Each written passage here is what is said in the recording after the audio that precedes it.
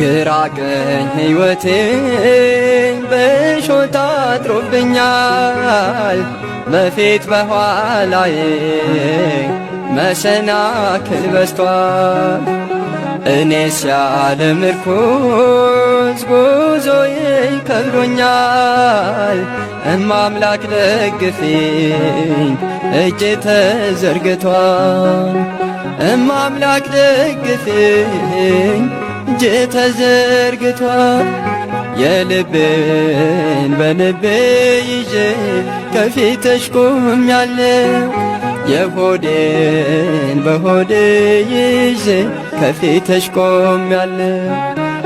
ካለኝ ነገር ሁሉ አንቺን መርጫለሁ። እናቴ ሆይ ስሚኝ አማልጅኝ እላለሁ።